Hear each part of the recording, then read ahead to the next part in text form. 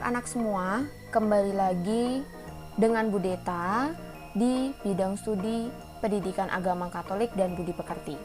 Oke, pada hari ini kita akan membahas bersama-sama di pelajaran 4. Kemarin kalian sudah membahas pelajaran 1, 2, 3 dan kita hari ini akan melanjutkan ke pelajaran 4. Judulnya apa ya untuk pelajaran 4? Judulnya adalah kemampuan dan keterbatasanku. Nah, dalam pembelajaran ini nantinya ada beberapa hal yang diharapkan oleh Bu Deta setelah kalian memahami materinya. Yang pertama, kalian bisa memahami bahwa kemampuan dan keterbatasan yang dimiliki merupakan anugerah Tuhan yang harus disyukuri dan dikembangkan. Jadi diharapkan setelah kalian belajar mengenai kemampuan dan keterbatasan ini, kalian bisa mulai mensyukuri entah kemampuan atau keterbatasan yang Tuhan berikan kepada kalian. Dan kalian juga sudah bisa atau berhasil mengembangkan kemampuan yang kalian miliki. Keterbatasan juga tentu bisa dikembangkan supaya bisa lebih baik lagi. Dan yang kedua adalah menerima kemampuan dan keterbatasan yang dimiliki orang lain. Jadi selain kalian harus menerima, mensyukuri dan mengembangkan kemampuan yang kalian miliki, kalian juga harus bisa menerima kemampuan dan keterbatasan orang lain. Supaya apa? Supaya ketika kalian melihat orang lain memiliki kemampuan tertentu, kalian tidak iri. Begitu. Atau ketika orang lain punya keterbatasan tertentu, kalian juga tidak membuli atau mengejek dia. Seperti itu. Yang ketiga adalah menerima keterbatasan diri, bisa mengoreksi diri dan memperbaiki keterbatasan yang dimiliki. Jadi setiap orang, setiap anak-anak pasti diberikan keterbatasan. Contohnya tidak bisa berolahraga mungkin, atau tidak bisa matematika, atau tidak bisa di bidang yang lain. Nah, di sini kalian bisa mengoreksi diri, kenapa ya kok aku tidak bisa, atau apakah karena aku kurang belajar, atau seperti apa. Dari situ kalian bisa memperbaiki keterbatasan kalian. Oke, itu jadi ada 3 hal yang nantinya diharapkan kalian miliki setelah kalian belajar mengenai kemampuan dan keterbatasan ini. Oke, kita lanjut. Nah, sekarang coba kalian renungkan baik-baik, kalian refleksikan, kalian berkaca, kalian bercermin, kalian melihat lagi kemampuan atau keterbatasanku. Apa sih kemampuan yang kalian miliki? Apa keterbatasan yang kalian miliki? Apakah aku misalnya bisa berolahraga dengan baik? Aku ahli matematika, aku bisa menyanyi, aku bisa menggambar, aku pintar memahami teknologi, aku mudah memahami penggunaan laptop dengan baik, atau aku punya keterbatasan apa, atau aku ini memiliki suara yang kurang merdu, aku kurang bisa berhitung dengan baik, aku tidak bisa berolahraga dengan baik. Coba kalian berkaca lagi, kalian ingat-ingat lagi, apa sih kemampuan atau keterbatasan yang kalian miliki.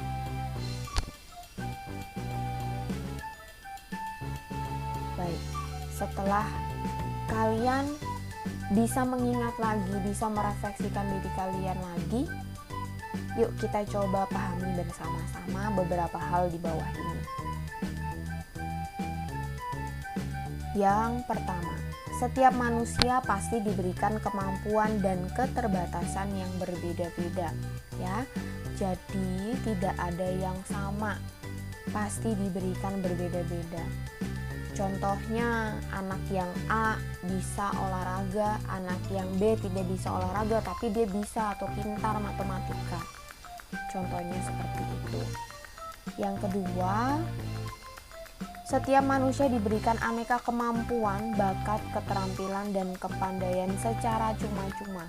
Jadi Tuhan memberikan kemampuan kepada setiap orang, setiap manusia itu gratis.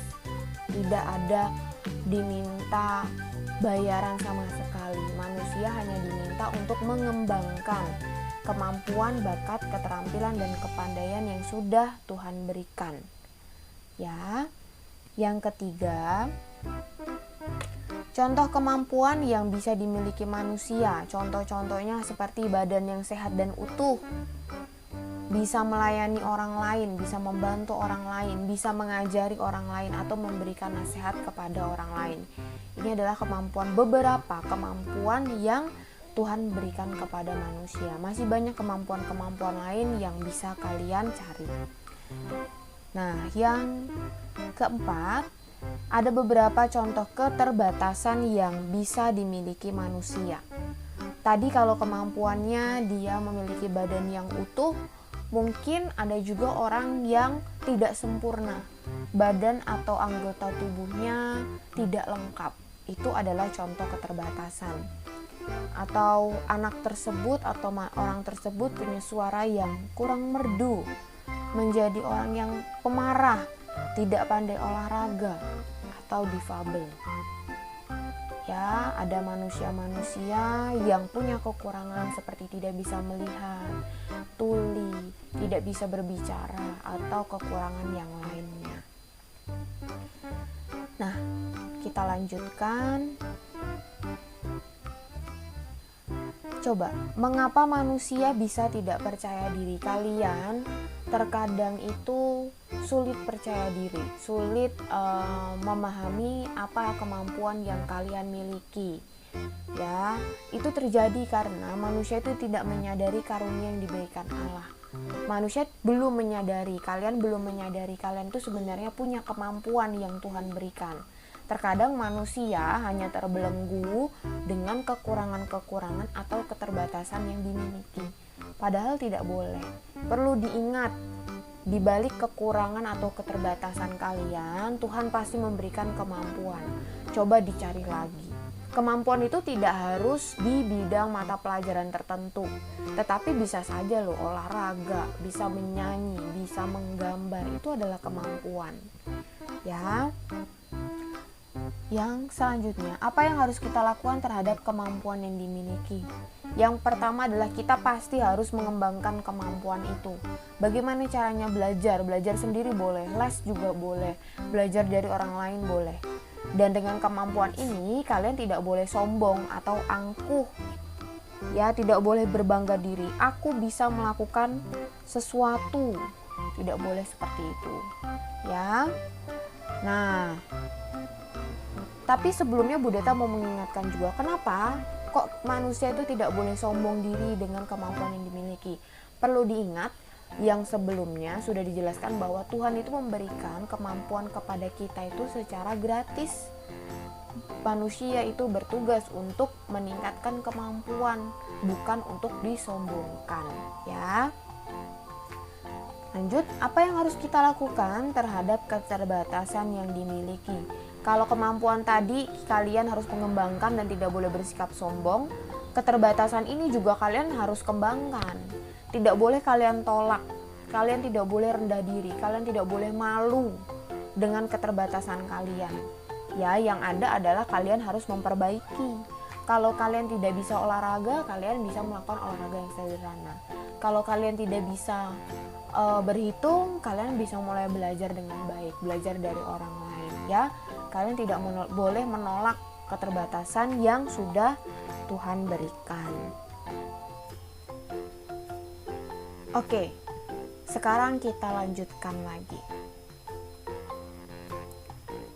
Yuk, sekarang kita coba bersama-sama refleksikan kembali apa saja yang sudah kalian lakukan terhadap kemampuan atau keterbatasan yang kalian miliki. Contohnya di sini Budeta ada satu contoh. Memiliki suara merdu, ini kan merupakan kemampuan. Nah, cara menghadapinya, kalian bisa ikut tugas kur di gereja. Jadi kalian melakukan pelayanan dengan menggunakan kemampuan yang kalian miliki. Itu salah satu contoh atau cara kalian mengembangkan diri. Nah, sekarang Coba deh kalian refleksikan kembali, kalian duduk tenang, kalian ingat-ingat lagi kemampuan atau keterbatasan apa yang kalian miliki dan apa yang sudah kalian lakukan terhadap kemampuan atau keterbatasan itu. Misalnya kalian bisa basket. Nah, cara menghadapinya kalian ikut kegiatan atau latihan basket, kemudian ikut kejuaraan. Atau kalian punya keterbatasan, kalian tidak bisa berhitung dengan baik.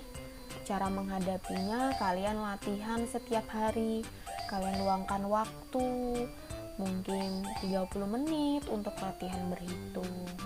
Coba ya kalian refleksikan sendiri di rumah. Kita lanjut ke pembahasan berikutnya. Nah, di sini ada judul Everyone is Number One. Jadi, coba sekarang kalian bisa, setelah video ini maksud Bu Deta, kalian bisa membaca cerita ini di buku paket agama halaman 49 dengan judul Everyone is Number One. Kalian baca, kemudian kalian simpulkan apa sih yang kalian dapatkan dari tokoh di dalam cerita. Ya, kalian baca pelan-pelan seperti di pembelajaran bahasa Indonesia ya. Baca dulu dari awal sampai akhir, kemudian kalian tentukan pesannya apa yang kalian dapatkan dari cerita ini. Setelah itu, baru kalian kerjakan tugas dari Bu Deta. Nah, tugasnya seperti ini. Tugasnya adalah membuat moto atau kalimat ajakan. Moto ini kalian bisa cari contoh-contohnya di Google. Ya, tujuannya apa? Moto dan kalimat ajakan atau kalimat ajakan ini adalah supaya teman-teman atau orang lain yang membaca moto atau kalimat ajakan kalian ini bisa lebih menghargai dan menerima keterbatasan serta kemampuan yang mereka miliki.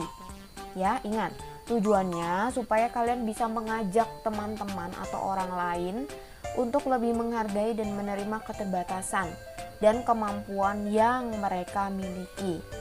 Oke, kalian bisa lihat contohnya banyak sekali di Google. Tetapi kalian tidak boleh meniru, harus buat kalimat sendiri ya. Kalau meniru ketahuan loh, nanti Bu Deta atau Bapak Ibu guru yang lain tinggal menuliskan kata-katanya di kolom search Google, nanti ketemu deh ya. Buat kalimat sendiri. Nah, buat di kertas HVS atau di buffalo, kemudian dihias semenarik mungkin, dihias sebagus mungkin supaya orang lain tertarik.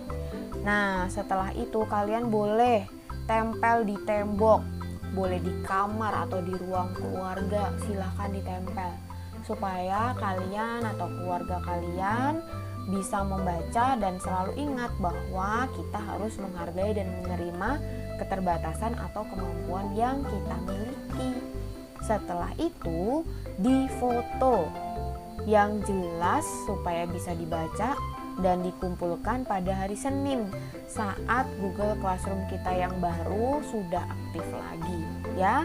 Dikerjakan yang baik, yang mandiri, dikerjakan sendiri, bukan orang tua atau mencontek dari sumber yang lain. Ya, dari sumber yang lain atau orang tua, keluarga yang lain hanya membantu ya, memberikan contoh-contoh kepada kalian. Oke? Selamat mengerjakan. Terima kasih untuk pertemuan hari ini. Semoga kalian semakin mampu menerima keterbatasan dan kemampuan kalian dan kalian bisa mengembangkannya dengan baik. Terima kasih anak-anak, selamat belajar. Tuhan memberkati kalian semua. Salam sehat.